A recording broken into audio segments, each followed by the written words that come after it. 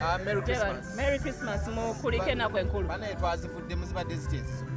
Zibadde nnungi. Naye lwakubanga nti of course family olina ogirekawo n'ogenda okukola. I know. Yeah, naye nga byonna bibadde birungi ne bafandi bange ensanyusa balabako olunaku lwaleero. Okay. Yeah. Ndoza ne Christmas so ebaddewo nga gundi full eri open. Ensi. Lockdown Yeah. yes eri open. Kututte ntyo gituda bujambuliddemu otya.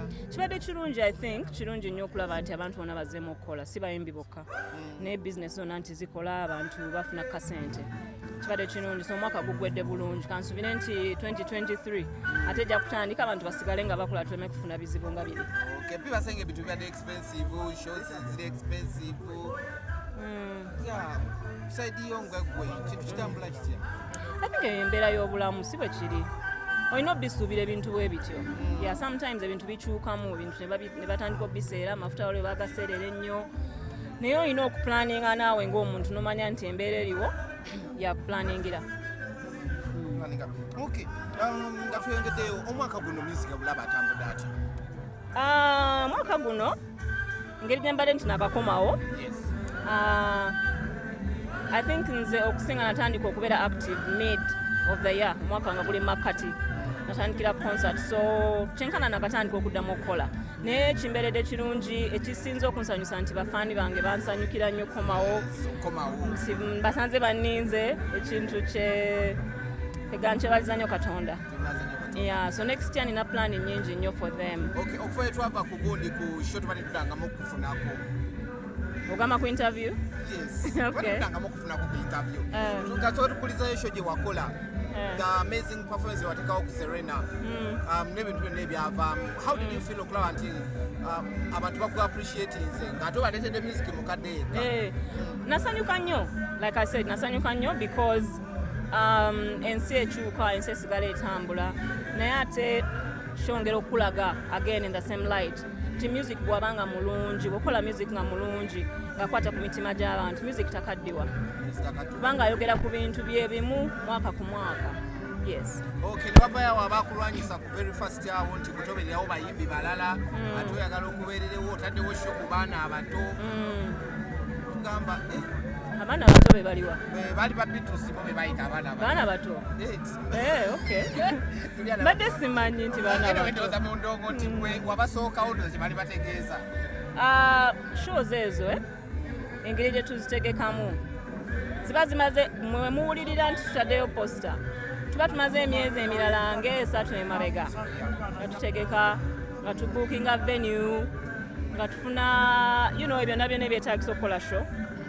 So tewali muntu avaayo mbu kubanga bagamba mbu nalaba posta yawe nange nennanga tukeera ku makya n'oteekayo posta ngenda kukola show obeera wagitegeka dda ate ekirala abantu baveemu ekintu ekyo ekyokulowooza nti omuyimbi omu alina kumala kuvaawo omulala abeerewo. Bw'oba okola ekintu ekirungi mwena bajja baagala okitegeera so tewali kuyiikiriza mulala ate nze ababalenzi mbaagala nnyo okitegeera ndi faani waabwe njagala nnyo music waabwe bintu bya kito binalinda ba mawulire bya kito. And some people thought it was out of pressure no viral postinga ko very first yawo okupostinga ki notandika okupostinga ku bayimbi abalala pressure yani ntolo kwati kale Nimrod yavayo n'akyogerako ani Nimrod DJ Nimrod kakati wuliriza leero lunaku lwa Christmas tuli basanyufu sagana kudda mu bintu bitanzimba ate ekyokubiri omuntu yenna azangoberera ajja kubuulira nze nti mbeererawo bannange tokubeererawo munno tekitegeeza nti olina kukikola ku social media nze nabingi byenkolera abantu bye mutamanyi kitegeera so seetaaga nakuddawo okwewozaako mu kubanga oli ayogera buli omu ali entitled to their own opinion ye baba bwatyo wandaba it's fine. Okay, so twakulyako emabega kwali ogenda tufulumiza album empya and people bali kudemandinga nnyo music egenda kujja yalwawoko naye tugenda tandika omwaka omupya ne music omupya. So this year tusuubire album eyefulume. Yes. Eriko ennyimba mmeka? Byonna mujja bimanya. Mujja bimanya. Naye babuulira tebijja banyumira wali nga tunyumira. Okay, guno omwaka nnyimba ki ezisinza okunyumira? Abayimbi abasinza okunyumira? Nyingi.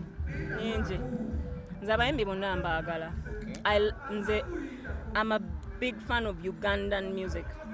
Era nze ku playlist zange osangako Ugandan music first mu motoka yange mbeera mu repeat is a Ugandan playlist before anyone else. Omanye ekigambo patriotic kyendi mu music. Njagala nnyo music wa Uganda.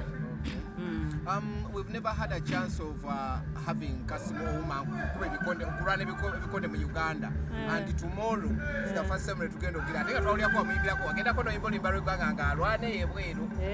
Namuyimbirako olimba lw'eggwanga mbadde simanyi alina fight enkya kamusabire bambi musabire gende bulungi. Yes. Obugambo obusebere eri bafaani bo mbagala nnyo bannange mwebale nnyo kunjagala kumpagira era mbasabira omwaka guno mugumaleko bulungi mwekuume 2023 abagendere bulungi. Katonda nga twadde obulamu nina bingi bye mbategekedde omwaka ogujja mbagala nnyo. Nammwe mwebale nnyo banaye kumpagira aba media mwebale nnyo mwebalire ddala. Brian Mulondo mumanyi. Yabudonaga aba celebrities tebeeyonja. Yabijjawo simanyi. Katubuze ku ba celebrities abayimbi kituufu. Omanyi ekintu ky'obuteeyonja is a general problem. Si bayimbi bokka, so saagala abantu beesibe ku bayimbi babateekeko labels. Abayimbi simanyi banywa enjaga, abayimbi tebeeyonja, abayimbi benzi. Ebizibu bino bibeerawo across the board mu bantu bonna. Okay? Nze mbaddeko mu bifo nga mulimu omuntu nga si muyimbi naye nga tali fresh tawunya bulungi naye nga si muyimbi okitegeera. So nze ndowooza it's a general problem abantu abamu babeera balina ekizibu ekyo ate engeri gy'omugambamu teyandibadde ku mpewo omukubira n'omugamba nga musajja munno n'omugamba nti omaje kino na kino nsobola okukuyamba oba n'oyita mu muntu we or something. Nenze ndowooza tekyabadde kituufu. Brian Mulondo mumanyi mu mukwano gwange naye abadde yamukubidde kasimu kubanga era tetumanyi oba kituufu oba kitegeera. So ate oli bizinesi ye erinnya lye brand ye tambulira ku bantu tosobola kuvaayo noyogera bw'ote ku munno.